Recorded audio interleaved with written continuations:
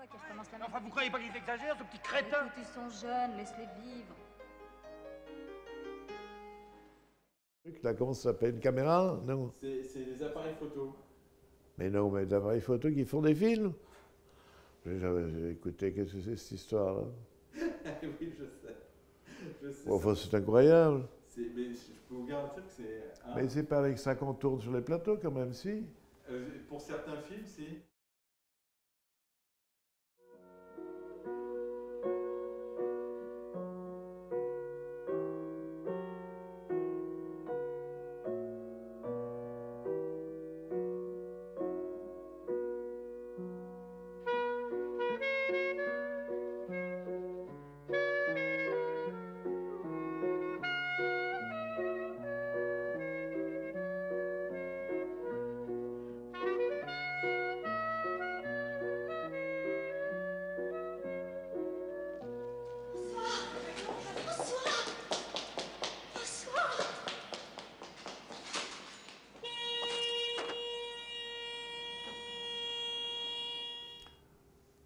Avant Viollet François, j'ai fait un film qui était de scénario de Conchon, qui était Les 7 morts sur ordonnance.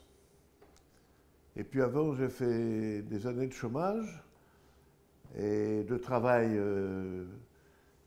payé pour rembourser des dettes du premier film qui n'avait pas marché du tout, qui était L'Horizon. Georges Conchon, je l'ai connu à la suite, après lui avoir demandé les droits d'un bouquin qui m'avait beaucoup plu, qui s'appelait Les honneurs de la guerre, et avec lequel j'ai fait L'Horizon. Lui s'occupait des dialogues à la fin et il était plus qu'amical, c'est devenu presque un frère. Et moi, j'ai débuté quand même, c'était mon premier film. Alors il fallait que je me serve de tout ce qui me tombait sous la main, dont des gens comme Francis, qui avait, quoi, je sais pas, 25 ans à l'époque, à tout casser. Voilà. Et avec qui, après ça, on est resté très liés, non seulement liés, mais collaborateurs, parce que j'ai fait des scénarios avec lui. Il s'est occupé de la production de je sais pas quel film. Enfin, peu importe. On est resté très, plus qu'amis, enfin, très intimes. C'est une aventure entre deux jeunes gens qui vivent d'une manière non seulement romantique, mais qui adulte, puisqu'ils ont un enfant. Et du moment où ils s'entendent très bien, comme curieusement, par le fait d'un destin écrit à l'avance, ils vont peu à peu s'éloigner l'un de l'autre avec des regrets, l'un en faisant des choses qu'elle n'apprécie pas, et vice-versa, et jusqu'au moment où ils sont vraiment fâchés complètement, après une ou deux reprises de leur amour, voilà, et ils se séparent. Et c'est... C'est complètement dingo, non? Moi, ça me fait pas marrer du tout. Mais si on nous arrête, on dit qu'on le connaît pas. Tiens, monsieur. J'en ai assez. Dis.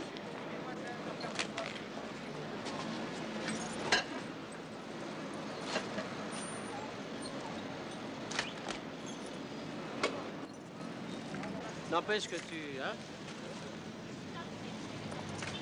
Tu veux que je fasse que je balance tout au milieu de la rue? Il avait donné ce scénario qu'il avait écrit, sous forme de scénario, pas encore de livre, je crois, à un producteur qui s'appelait Jacques-Éric Strauss. Ce producteur devait être tenté par faire ce film. Il a donc pour le moment arrêté. Et à ce moment-là, je faisais avec Francis le scénario et les dialogues d'un film qui s'appelait Le Trio Infernal, que produisait le même Jacques-Éric Strauss. Et puis voilà. Et alors à la fin de ce film de Francis, Jacques-Éric m'a proposé de faire le film de scénario de Jean-Loup Dabadi, que je connaissais par sa réputation et par les qualités que je lui prêtais, le plaisir avec tous les films de Sauté que nous connaissions presque par cœur, parce qu'à l'époque, ça a été les grands succès, et d'autres, d'accord. Enfin, on connaissait beaucoup Jean-Loup et on connaissait surtout son style. Et on m'a fait lire quelque chose qui s'appelait d'ailleurs au départ « Violette et François ne se marrent pas tous les jours ». Puis on a coupé c'est pas moi, hein, c'est lui qui a découpé ça. Il a été d'accord pour me prendre, et puis et pour lui, son travail a été fait, et moi, je me suis lancé là-dedans, comment dire, avec un peu un bandeau sur les yeux, en ayant, si vous voulez, les films précédents que j'avais faits n'avaient rien à voir avec ce genre de comédie. Voilà. Et puis, je sais pas, il y a eu un charme qui se dégageait de cette lecture, sans doute, des rencontres qu'on a eues, et puis faire un film tout de suite après Les 7 morts, tout de suite après, un an après, m'a plu beaucoup parce que je me suis dit, peut-être que ça ne sera pas qu'une fois que ça marchera les films. Jacques, ça a été signé, et avec Isabelle, il y a eu des problèmes, je ne sais pas pourquoi. Enfin, elle était à Rome à ce moment-là, et finalement, ça s'est arrangé, elle a signé, elle a été enchantée, je crois, finalement, et voilà, puis il ne me restait plus qu'à préparer le film, ce qui n'a pas été rien, étant donné ce que vous voyez sur l'écran. Voilà. Ça m'a excité beaucoup, au contraire, parce que c'était pas seulement pour faire un film, avoir un film à faire, puisqu'on avait déjà, si vous voulez, le sucre en préparation avec Georges, qui faisait de son côté, qui était déjà dans notre style. Mais moi, j'étais très content de travailler sur un truc de Dabadi. La préparation a été longue, que je ne me suis pas beaucoup occupé de mes acteurs, sauf pour les essais qu'on a fait, de coiffure, de maquillage, etc. Et heureusement que j'avais une équipe formidable de gens qui m'ont soulagé de certain nombre de choses. J'avais par exemple 2 assistants, il y en avait un qui passait ses journées à faire des repérages, parce qu'on n'avait pas eu tout le temps de tout faire dans la préparation du film. On n'avait qu'à se consacrer à l'histoire de ces 2 personnages, si vous voulez. Les décors étaient là, donnaient une espèce de richesse au film et une espèce comment ça s'appelle, de bariolage pour eux, pour les 2 personnages. Des décors, ils étaient partout, ils allaient partout. C'était aussi leur caractère. Ils ne restaient pas en place. Et je trouve que je pense qu'on l'a assez bien rendu, et eux aussi, surtout. Isabelle est tout le temps affolée, à tourner à droite, à gauche, s'engueuler. Elle est formidable. Et lui, au départ, c'est le contraire, c'est le Pacifique, puis qui peu à peu montre son côté homme grave, qui a des choses graves dans la tête. C'est comme ça, il finit. C'est lui qui finit le film comme ça, d'ailleurs, en abandonnant tout. Et t'étais où cet après-midi? T'étais où? Tu vas me répondre? Où t'étais? Bah dis-le. Je peux pas. Tu peux pas le dire. J'y arrive pas, je peux pas. Pourquoi? Je sais pas. Je peux pas. Mais est-ce que je vais passer ma vie à entendre ça? C'est un film assez spécial pour ça. Je trouve que le mélange, et je n'avais pas vu le film depuis longtemps, je ne sais pas si je peux dire ça ou pas. Si, oui. Mais ça m'a étonné d'avoir réussi ce coup-là, quoi. D'avoir mis ensemble sur des personnages qui, dans mes autres films, étaient d'une seule pièce. C'était pas le triomphe de la subtilité, c'était le triomphe de la passion et de l'élan. Ou du policier, comme dans Les 7 morts, où finalement c'était quand même policier. Là, je ne sais pas, on a l'impression que tout le monde se marrait à cause de la coexistence de la gaieté et d'une espèce de drame intérieur. Les crises d'hystérie d'Isabelle quand elle est furieuse après lui, ou le gosse au milieu, ça c'était aussi un problème. Vous avez vu le nombre de plombs qu'il a, le gosse? Je ne savais jamais on l'aurait la prochaine fois. Mais tout le monde a été formidable. Je ne sais pas d'où, je ne me rappelle plus de qui nous l'a prêté, si je puis dire. Un de ces 4, je vais me tailler, moi aussi. Je vois pas pourquoi tu te taillerais. Je t'ai pas encore traité de PD ou de je sais pas quoi devant les autres. Moi. Écoute, j'étais en colère. T'avais qu'à pas. J'avais qu'à pas quoi? Tu peux te tirer complètement, tu sais. Je te retiens pas. Hein. T'étais où? C'est Claude et Samy. Merde, le corps. Ils sont bien entendus, mais finalement, il y avait quand même un peu de castagne, quoi. Jacques était assez moqueur, assez plaisantin, toujours d'un goût un peu comme ça. Isabelle était à vif, quoi. Pourquoi? D'abord, elle ne dormait pas la nuit, elle se baladait, alors elle était fatiguée. Enfin, je ne sais pas.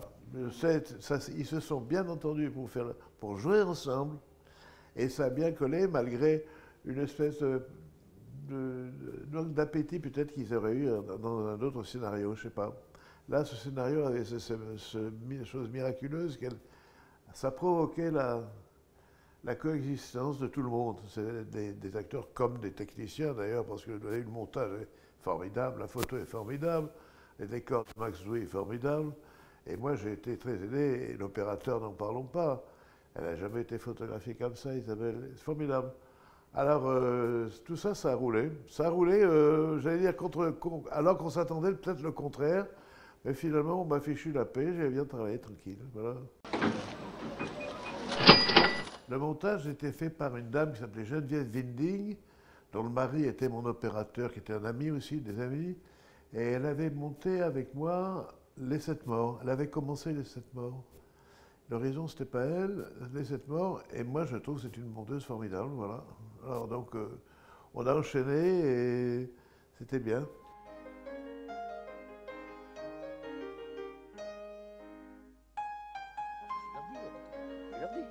Qu'est-ce que j'avais dit? C'est tous les dimanches. Moi, j'avais dit. Exagère, Rien, ce tu crétin, recommences ça toutes comme les tous les gens de ta semaines. génération. Ma fille, tu n'as que ce mot à la bouche. Regardez-le, enfin. C'est tous les dimanches la même chose. C'est toi qui recommence la même. Enfin, vous croyez pas qu'il exagère, ce petit crétin? Écoute, ils sont jeunes, laisse-les vivre.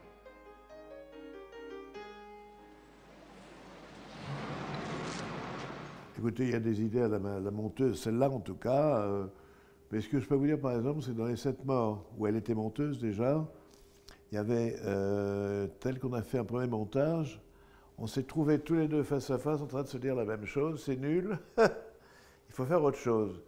On réfléchit 8 jours, on s'est arrêté de travailler 8 jours, on s'est retrouvés, et là, c'est elle qui a eu l'idée, elle m'a dit, on va faire les morts tout de suite pour qu'on n'en parle plus.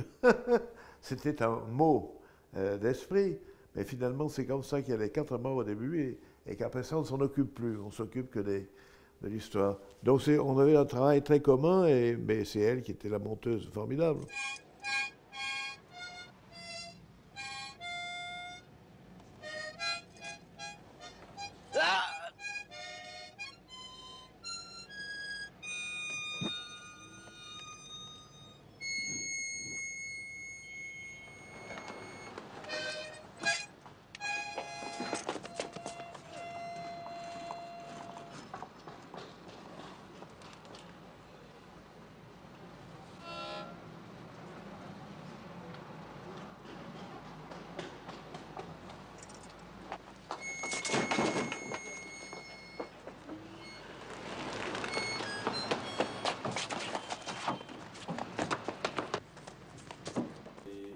Et ça, c'était pas facile à monter, hein, Violette et François. Parce qu'il n'y a pas de ligne scénaristique, si je puis dire. Il n'y a pas de fiction scénaristique. Le montage, c'est la suite de l'écriture, si on peut dire. Ce qu'il y a entre les deux, c'est le tournage, et ça, c'est cette affaire de personnalité plus que de, je sais pas comment dire, de rapport humain, de je sais pas quoi, enfin d'autres choses, de contact, de devinettes, de tout ça. Mais le montage, c'est de mettre le scénario et son image, c'est-à-dire les images, ensemble selon l'esprit qu'on a mis dans le scénario. Et là, quand on rate le film, il faut rattraper le scénario, ça c'est plus compliqué. Ça a dû m'arriver, ce chose-là, quoi. Moi, j'ai été absolument chanté de faire quelque chose qui ne soit pas dans mes habitudes. D'ailleurs, mes habitudes, je n'avais pas d'habitude, je fais 2 films, c'est pas des habitudes, ça. Et après, ça continue à changer, d'ailleurs, parce que quand j'ai fait, je sais pas, l'Orchestre Rouge ou autre chose, c'est encore autre chose. Non, ce qui m'a intéressé, c'est que d'abord, c'est le fait qu'il se passait à Paris et qu'il y a d'aussi grands décors. Ça m'amusait beaucoup. Parce que c'est une ville dont je ne suis pas, mais que j'adore. Et je trouve qu'elle est, dans le film, elle est formidable. Voilà. Et ces deux-là donnent je sais pas, un chatouillement, une gaieté, enfin une espèce de vie permanente quand on voit des coins de rue, des machins, des trucs. Voilà. Alors moi, ça m'a excité assez. Si je l'ai rendu, si je suis arrivé à ce que je voulais, c'est bien. Mais au départ, c'était pas du tout contraint et forcé, je veux dire.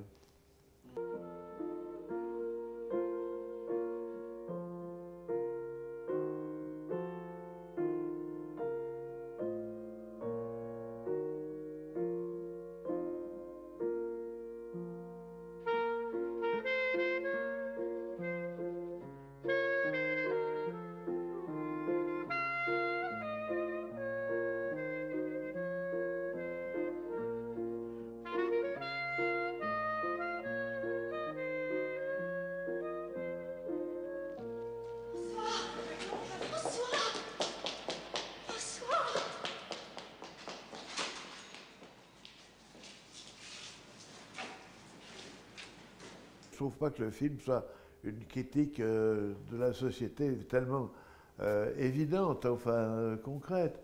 On voit des choses qui existent à notre époque, quoi. Puis bon, le vol, tout ça, c'est pas... Eh ben, peut-être pour faire le mariole, peut-être. Peut-être pour faire le mariole, pour voir de quoi il est capable. Moi, je vois cette seule raison. C'était pas une raison pour bouffer ou pour machin. Et il pique parce que ça... C'est pour ça qu'on le voit s'entraîner à un moment donné sur la table avec la manipulation des choses.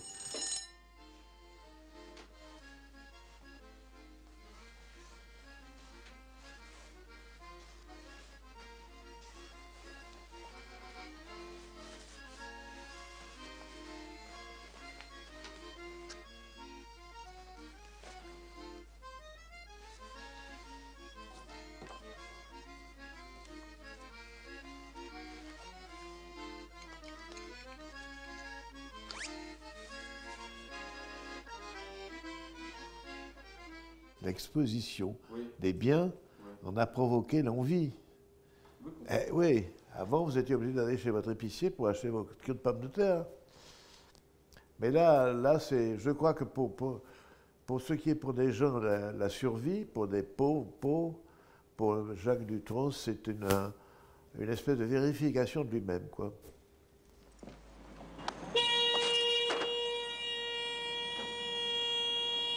Je ne sais pas définir les acteurs. Il est formidable là-dedans. J'ai vu formidable, il a été formidable dans le film sur Van Gogh, c'est Van Gogh qui l'a fait. Mais d'autres aussi. Mais là, je trouve que ça collait complètement à lui. Ça. Je ne sais pas pourquoi, sa nature. D'ailleurs, dans la vie, il n'est pas comme ça, mais enfin, il est quand même sur les vagues, un peu toujours, quoi. Elle n'avait pas fait tellement de films. Alors je ne la connaissais que par le choc qu'elle avait provoqué au début, où on a vu cette fille tout à fait nouvelle, d'un physique d'abord tout à fait particulier. Elle ressemblait à personne. Ça, c'était formidable. On sortait des clichés d'avant-guerre, de juste après-guerre. Je ne dirais pas de nom, mais enfin, la beauté changeait. C'est évident que Isabelle... sa manière de jouer, son caractère est venue pas en explication, mais en ajout de son physique. Ce que je trouve bien, plutôt réussi, c'est la manière, le climat d'agression ou de gentillesse qui règne selon les scènes qui passent avec eux deux. Et en particulier, je trouve qu'Isabelle est formidable quand même. Elle nuance assez ses pulsions, et je trouve qu'il y a un accord qui se trouve avec Jacques, c'est formidable. Avec son côté mi-sourire, mi-sérieux. Je voudrais bien te voir. Tu me vois. Qu'est-ce que tu veux? Qu'est-ce que tu veux? Qu'est-ce que tu veux?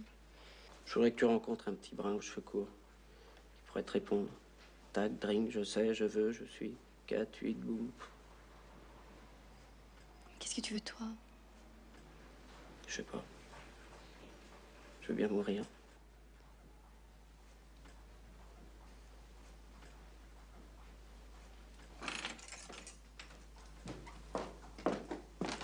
Violette. Violette, Mais je t'entends.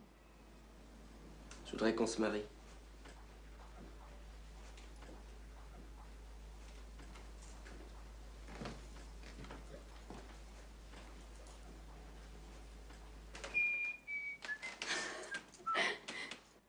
Ben, je pense que c'est un type qui est mal dans sa peau et qui combat depuis son adolescence.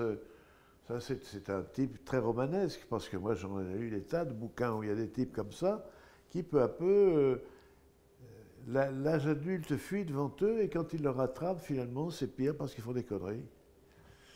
Voilà, je crois, pour moi, c'est ça. Il y a deux plans, j'avais oublié hier, qui sont formidables de Jacques, où on sent sur son visage que ça tourne. Ça tourne au pire. Je ne me rappelle plus, pas vers l'avant-dernière fin. Là, je ne sais pas qu'est-ce qu'il vient de faire. Si c'est après une menace ou après quoi, il y a un gros plan de lui où il est absolument formidable parce qu'on passe de droite, son visage va de droite à gauche lentement, et dans son regard qui change, on comprend que lui, dans sa tête, il a dit « c'est foutu maintenant, allez ». Ça, il est formidable. Son baccalauréat. Son père, pris de poisson, lui casse ses lunettes. Pour une histoire de télévision. La mère n'est plus là pour un... Je ne sais pas, une gamine qui croit à elle peut-être être en âge de faire tout ça et qui, je sais pas, qu'un rien tente en fait, en l'occurrence François. Elle se met dans le climat de quelqu'un qui est plus culotté qu'elle, si je puis dire. Mais comment elle fonctionne dans la tête par rapport à Jacques, je crois qu'il y a un amour sincère, et puis quand c'est fini, c'est fini. Hein. Il paraît que c'est possible, même à mon âge. Je te parlerai pas du bonheur. Nous n'en parlions jamais ensemble. C'est pas sans toi que je vais commencer. Laisse-moi ton adresse quand tu viens. Si tu viens. Écoutez, je sais pas, je pense qu'il faut le prendre comme ça a été tourné. Hier, quand j'ai vu ça, j'ai l'impression qu'il me manquait quelque chose, mais c'était des plans avec la voix d'Isabelle qui disait en fait qu'elle prenait fait et cause pour, enfin qu'elle prenait, donnait son accord, si je puis dire, et lui partait vers le suicide, j'en sais rien, mais c'est pour ça que j'ai fait le plan où il fait de l'équilibre sur le pont de Grenelle, là, hein, pour donner l'impression que, et il voit ce bateau en bas, que c'est arrivé. Et puis, il n'a pas non plus ce courage-là. Donc, il continue et voilà. Et ça finit là, je crois, non? Non, ils ont passé l'âge de se remettre ensemble. Je ne sais pas comment expliquer ça. Ils sont allés trop loin dans la... Il n'y a pas de raison. Je crois, hein. Je ne sais pas si c'est l'esprit de Jean-Loup Dabadi, ça ne sait rien. Enfin, en tout cas, c'est filmé comme des gens qui ne se reverront pas. Ils ont vu les dangers, ils les ont cherchés et non pas écartés. Je ne suis pas sûr d'ailleurs que Jean-Loup était tout à fait d'accord au départ. Hein. Après ça, d'ailleurs, je ne sais pas ce qu'il pense du film. Je crois qu'il n'avait pas envie de le voir parce qu'il devait avoir d'autres idées en tête que Rouffio, sûrement. Mais bon, il ne l'a jamais fait savoir d'une manière... D'ailleurs, il y a un préambule dans le bouquin que vous avez pris où il dit que je ne sais pas quoi. Ça, c'est le scénario et le film, c'est autre chose. En général, je pars avec des scénarios très écrits. Donc ça, c'était une chance que celui-là était tout prêt à consommer. Donc j'ai pris. Le film ne peut pas se comparer à un film de Sauté, par exemple. Parce qu'il y a une espèce de liberté un peu contrainte, mais quand même de liberté, qui n'obéit pas aux critères de la bonne adaptation dans un film. Je ne sais pas. C'est sûr, ça, ne serait-ce que le montage, d'ailleurs. Ma mémoire fout le camp, et ça, c'est pas le seul que j'ai oublié. Sauf que celui-là, il se trouve que je ne l'ai pas revu. Comme j'ai revu L'Horizon, comme j'ai revu à la Cinémathèque il y a 2 ans, j'ai revu Le Sucre souvent, machin, là, Romy, comment ça s'appelle? La Passante du Sans Souci, souvent. Donc ça... Mais curieusement, lui, il n'est jamais passé à la télé. Qu'est-ce que vous voulez que je vous dise? Moi, je ne l'ai jamais vu passer à la télé. Peut-être que je me trompe. Moi, de toute façon, vous savez, j'ai fait ce métier sinon pour m'amuser, du moins pour être complètement bien avec moi. Bon, et j'ai abandonné des choses où j'étais bien aussi, mais il fallait que je choisisse. Et faisant ça, j'ai eu des chances énormes, celles de rencontrer des gens comme Georges, comme Dabadi à l'occurrence, Giraud, tout ça, c'est des gens qui ont été dans mon métier, qui m'ont aidé souvent. Souvent. Dommage que Francis soit mort. Je ne sais pas pourquoi il est mort, ce con. Il est mort dans un tournage de film en plus. De là à tenir une place particulière dans le cinéma français, ça, c'est pas du tout mon... Non. Je suis beaucoup plus modeste que ça. Qu'est-ce que vous croyez? Parce que j'ai eu tellement de plaisir à faire des films. J'en ai fait très peu, d'ailleurs. J'ai fait des télés qui m'ont fait du plaisir aussi, comme L'Argent de Zola, le machin à l'autre, là, que j'ai fait. Jules Ferry, qui est un film formidable, avec cet acteur formidable. Comment il s'appelle? Je ne me rappelle plus. L'acteur qui est mort aussi, celui-là. On ne peut pas se retourner. On ne peut pas se retourner sans qu'on en voit un ou deux.